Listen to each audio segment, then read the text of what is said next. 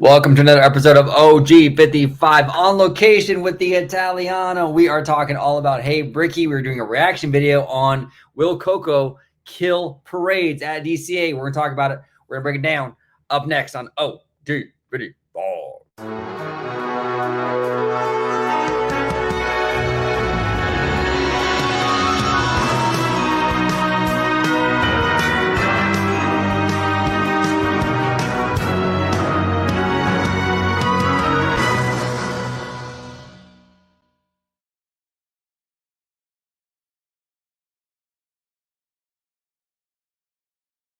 Welcome aboard, everybody, to another episode of OG55. Excuse my toothbrush. I'm actually using it in lieu of my orange highlighter, so that's how we do it here. I need something, so I got a little toothbrush. But today we are breaking down a Hey Bricky video all about Coco killing the parade at DCA. I got the Italiano with me today. George, where can everybody find you on social media? Absolutely. So glad to be here doing this show. It's always a good time when we're in the same kind of like studio, doing the show. It's always a good time. But in any case, you can find me right here on Orange Grove 55 with Citrus Corner with all that sweet, juicy, but sometimes sticky Disney news and info. And you can also find me on Citrico Central, sister channel to Orange Grove 55. There he is. All right, let's go ahead and break this Bricky video down. Here we go. All right. So this is courtesy of our good friend, Hey Bricky. We love Bricky. We react to a lot of his content because, number one, it's amazing. But number two, he's a good friend of ours. And we like supporting our friends. And so if you have not subscribed to Hey Bricky or the Bricky vlog, make sure you do so. We will be linking that in the description down below. George, are you ready to rock? Let's rock and roll. Let's go. Friends, Coco is coming to Disney California Adventure, and many fans are worried that this means no more parades for a ride that's too short to matter or make a difference. Most fans keep saying, why not wait and build it as part of Disneyland Forward when DCA expands over Disneyland Drive? These are the questions a lot of Disney Parks fans have been asking, but what if they're wrong? Bricky here. Today we're going to look at what Disney really showed us and the details that most fans didn't pick up on. And by the end of this video, I think we'll have a very different theory where this attraction is actually going, how long it'll actually be, and why parades are absolutely not going away. Oh, okay. Friends, make sure you subscribe if you love studying Disneyland's past so we can better predict its future. What do you say? Let's get this street party started. It's easy for me to see why Disney Parks fans are panicking. We know Disney is planning a Coco boat ride in the Pixar Pier area, and the concept art places it just to the right. Did you know Nuvia does permanent dental Here we implants go. in Hold only on. 24 hours? Instead of placing you in temporary teeth, we deliver permanent teeth in just 24 hours. Of the Incredicoaster's tracks. So if that's true, then it looks like the ride would go right on top of the parade gate. The same one Disney uses to bring floats in and out of the park. And it's quite simple, right? No gates, no parades. But this theory leaves out one really important thing. Friends, Disney needs parades more than the fans do. Let me explain. You see, parades aren't just tradition, they're a business strategy. They create emotional moments that unite the park and celebrate themes and annual festivals. They create emotional moments, and emotional moments equal emotional spending. Oh, they also entertain thousands of guests all at once, instantly relieving ride. We've talked about a lot here on the channel with the parades and would they go away? And we've speculated, honestly, like, it's a good possibility that we think that the parades are going to go away. But Bricky makes a good point here where the parades are a moneymaker. We're seeing here, this is from Oogie Boogie Bash. I mean, you don't have a parade for Oogie Boogie Bash. Now you're cutting into the offerings. Yeah. Now, are people going to be willing to shell out the $200 it is for Oogie Boogie Bash with no parade? I mean, I'm sure they'll offset that with something else, but I mean, the parade's a big selling point. Well, and people are even considering not going to Oogie Boogie now with the parade. Right. Just because they feel like that there's not even a whole lot of offerings that are like different from past holidays. They added one or two new villains, but it's like it's basically all the same thing. Are people still going to be in hyped up demand? Now, they may be this year in particular because we still don't know even the fate of Oogie Boogie.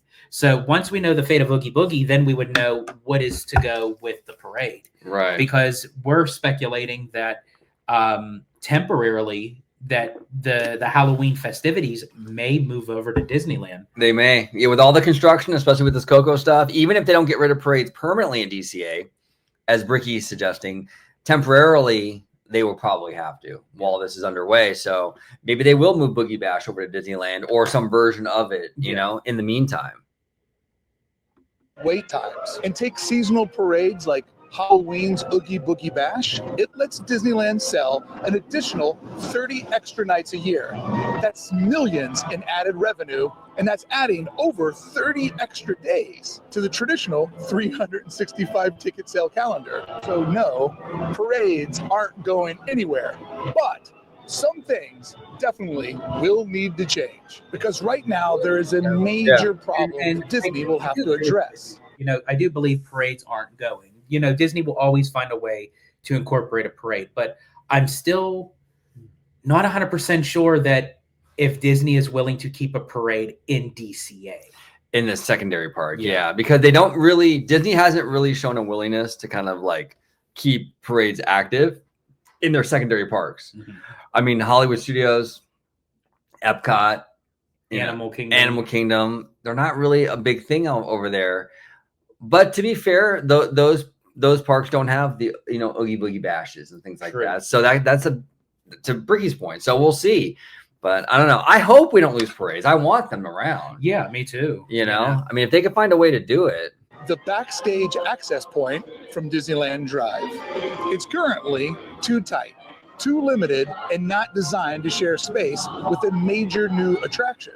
And this is where things will get really complicated. If they're talking about the pathway or what? Or my urethra. Oh, yeah, exactly. Yeah, it's too tight. Just can't squeeze it in there. Just can't squeeze that kidney stone through. You know what I'm saying? And what I'm here for. So let's go back to the concept art that was just released and how everyone thinks they have this figured out. It's simple. They see the Incredicoaster in the background and assume the ride is going right at the Pixar Parade gate.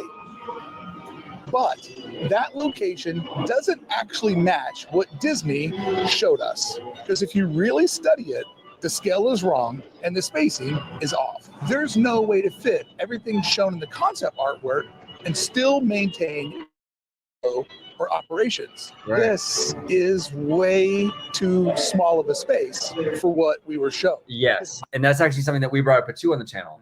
There, well, we speculated, and Ricky's going to get into all this, but we on a recent video we speculated that they're going to have to get rid of something to incorporate it in that spot, whether it be the Boardwalk Pizza or what have you.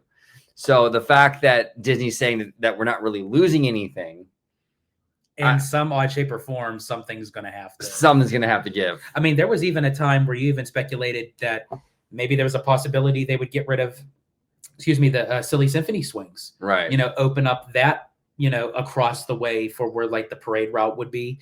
Because, with Disney announcing that there was going to be a swings attraction based off of Up over in Paris, could they initially just move it over? I mean, it's very simple for them to move that over. I mean, it's... Well, exactly. So, yeah, Paris is getting a similar attraction.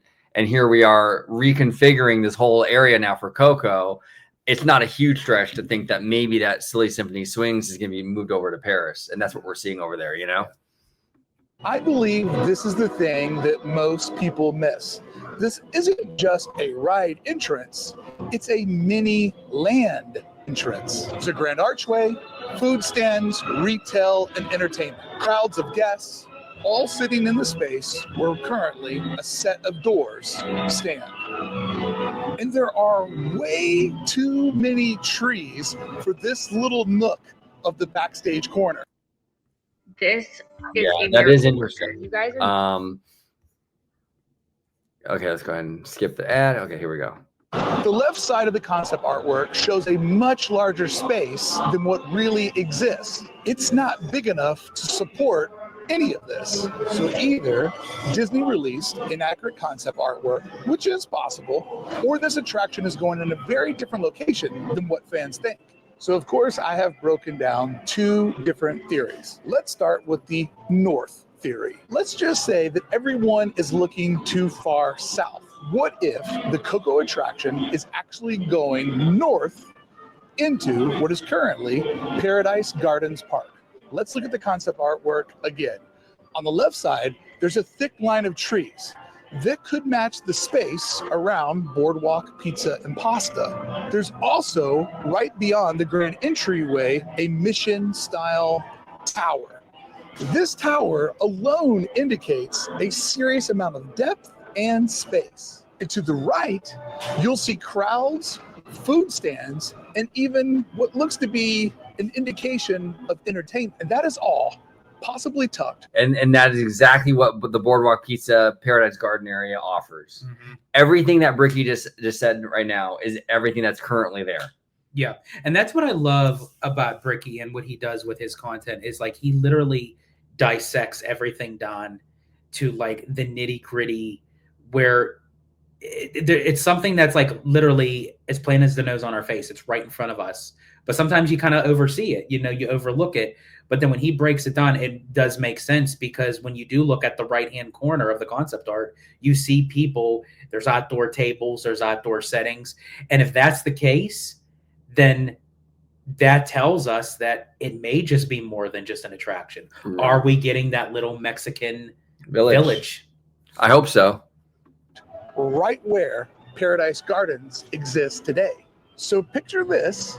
The Coco Archway doesn't sit at the parade gate at all. It sits further north, replacing the current Boardwalk Pizza location and dining area, and transforming Paradise Gardens into a full Mexican-themed mini-land. Friends, this would change everything.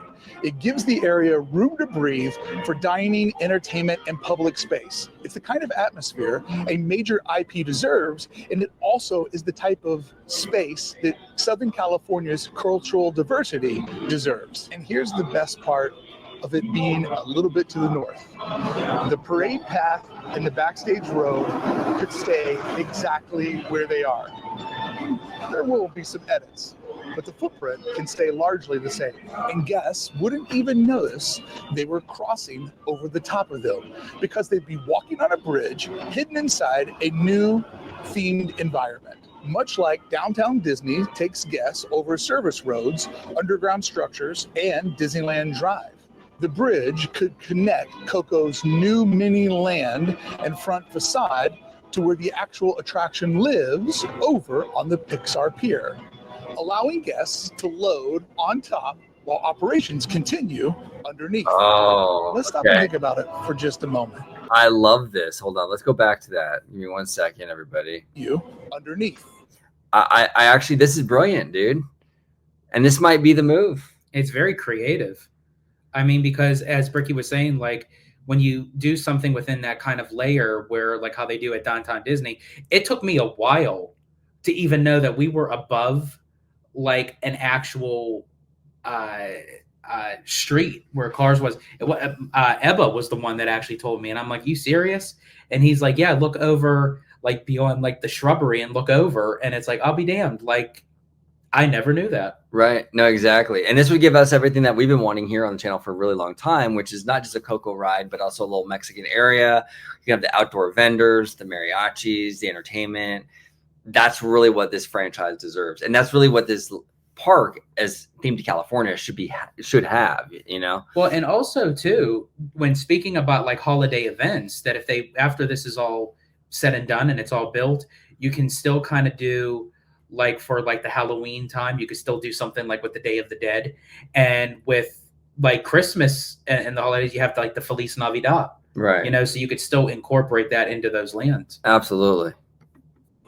Let's stop and think about it for just a moment. If this area that really means nothing to anyone was transformed over into a Mexican themed land. It's not just about saving time, it's about 1 sec, everybody. We go ahead and skip the ad. Give me 1 second. There we go. All the great customs. No, you're going to plant another seed in your mind. What if they use the avatar trick and everything through here has a secret tint to it, where at night, when the black lights go on, parts of it transform over into a Day of the Dead celebration, making all of this the grand entryway to an attraction that sits behind the Incredicoaster. It makes this a monumental move for DCA. Not only giving fans another great attraction, but so many different experiences, and most importantly, a way for many friends of Southern California to celebrate their cultural heritage. Friends, 100%. And I love the idea that he was saying here, where during Halloween you can turn the black lights on, and it can be a Day of the Dead thing. Disney has shown, they've kind of conditioned guests to kind of feel like this area back there is really dedicated to Coco and Mexican culture. A lot of temporary events, seasonal things that have been in this area. It's kind of perfect, dude. It's kind of perfect. And we get to keep our parades. It is a win-win from every single direction, and most importantly, because parades never go away. That part I love. So if all of this over here is the trees and the actual grand entryway is over here, one simple shift to the north and suddenly everything fits. Or does it? Because I have option number 2. Because while the north layout checks off a lot of boxes, there are a couple of major problems for Disneyland to solve. And when studying the concept artwork very close, the ride might not be heading north at all. It might actually be going in the opposite direction. Welcome to the South theory, because maybe we've been looking in the wrong direction entirely. Because friends, what if the attraction is actually behind the Incredicoaster on its southeast side, in part of the park that currently is entirely backstage? Because from this angle, things start to look very different. And you'll also notice that the track doesn't show multi-levels. It only shows one. First, you would enter the new land somewhere in this area over here, walking down the existing parade path, past the emotional whirlwind, and into a whole new area, or shall I say a whole new world? See, the concept artwork would no longer be parallel to the northern edge of the Incredicoaster. It would actually sit behind it in a hidden corner waiting to be discovered. And suddenly, the long corridor in the artwork is with the path and the trees. It isn't a queue or a plaza, it's the walkway in to the land itself. Here's where this theory makes a lot of sense. There's already a long, narrow access road running along the southeast backstage zone. Disney could easily repurpose it, building a bridge or elevated pathway for guests to walk on, while keeping parade floats and service vehicles moving underneath. This dual approach would let the park maintain daily operations while providing guests a seamless transition into the new attraction. But even more interesting, that backstage area between the coaster and the service road and the southeast fence line is actually huge, giving Disney way more space than what most guests have imagined, which means a way bigger experience than what you might be anticipating. Just how much space are we actually talking about? If you measure from the edge of Toy Story Midway Mania to the current parade gate and the surrounding backstage zones, but not including the service road that can't go away, you're looking at over 150,000 square feet. That means, friends, back behind these gates, there is more square footage than the entire It's a Small World show building, 8 courtyard, 8 green spaces out front combined. Small World and all of its facade could fit right behind these gates. That means the land is capable of holding a 15-minute long attraction. That even though it's the size and scope of what Bricky is saying for It's a Small World, but it makes sense to what Damara was telling us for D23, that this is going to be on the same caliber as Pirates and Haunted Mansion. Right, exactly. Saying they'll give it all of that space, but that's the maximum capabilities. So now, walk through that concept artwork again with that footprint, that number of square footage in mind. Suddenly, it doesn't feel like a quick add-on. It starts to feel like a fully thought out mini land, or what we were promised at the very beginning of the Pixar Pier neighborhoods. Coco might be the first IP to actually get its own neighborhood. I mean, I know they say the Incredibles have a neighborhood, but it just feels like an extended queue area with some seriously good cookies. Now, there are 3 major buildings that exist back here today. And around all of those buildings, a patchwork of trailers, storage, fencing, and a lot of empty pavement. Disney could easily restructure this zone, clearing some of it, building over parts of it, and weaving the guest space across multiple levels. As long as they keep a 16-foot clearance on the bottom level, they're good to do anything they want above.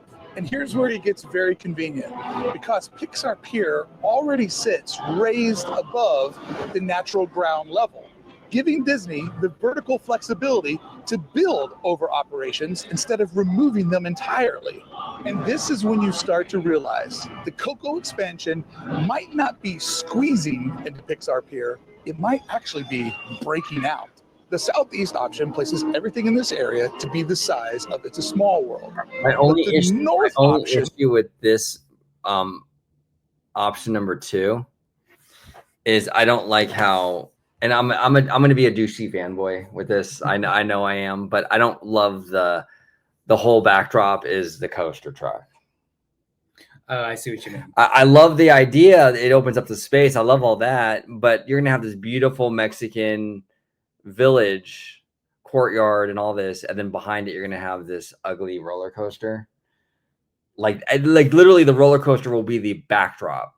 I mean, you could put some trees in here like he suggested, but it's never really gonna hide that. Even with the other concept, wasn't it still gonna show the coaster track in the backdrop? Because when you look at the concept art, the coaster's there one way or the other. The coaster would have been at the entrance of it. Oh, I see what you mean. Like as you walk further into the land, it would have been all blocked. Because this would all be back here, would all be show building where you're inside, and you'd enter over here. Yeah, you see a little bit of the coaster when you walk. But it's like your problem is like once you enter in. Yeah, like look at this is all the courtyard right here. Right. So now you have this whole thing as you're walking through this courtyard. This whole coaster is basically the whole backdrop to the Mexican village. I don't know if I like that. I think I like option 1 better, but we'll see what they do. Size, It's a Small World. Option 1, but the north option only places the attraction back in this area and the neighborhood over in Paradise Gardens. Let's go back a little bit. Give me 1 second. Gardens. And I think both of these options. 1 second, everybody. Sorry. 1 moment, everybody. Yeah, because if you look here.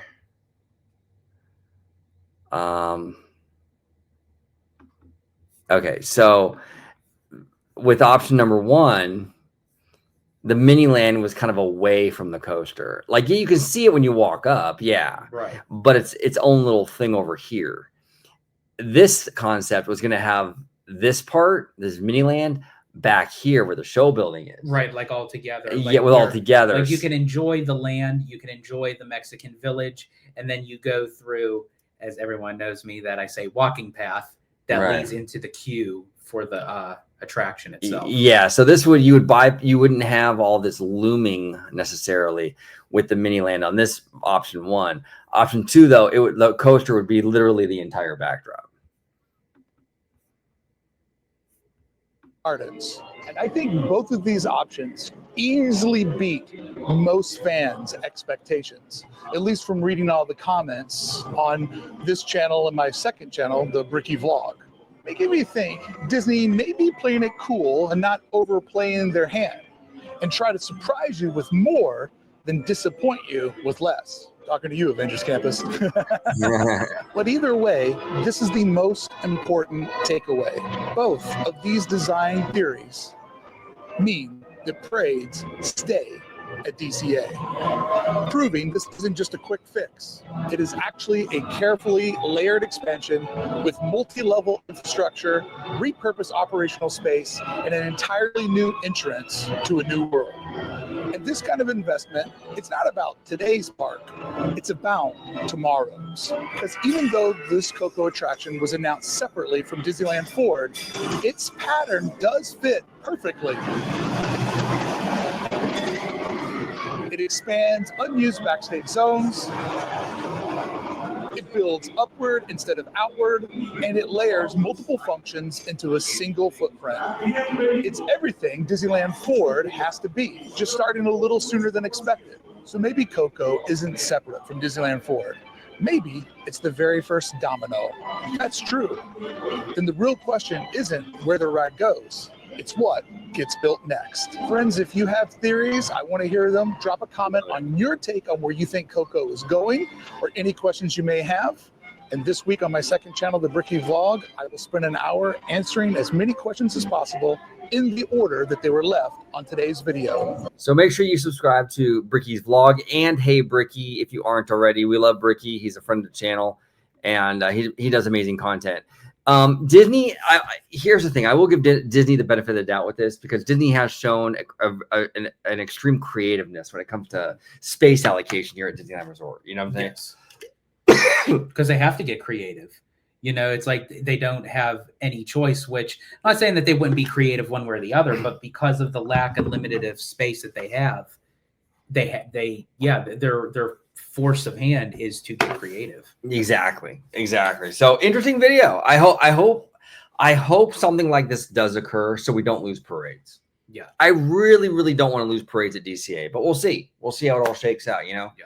But George, where can everybody find you on social media, sir? Absolutely. You can find me right here on Orange Grove 55 with Citrus Corner with all that sweet, juicy, but sometimes sticky Disney news and info. And you could also check me out on my new YouTube channel, Citrico Central, sister channel to Orange Grove 55. There he is. Comment down below. Subscribe to Hey Bricky. And until the next time, see you later. Thank you for watching OG55. If you aren't already, consider becoming a member today.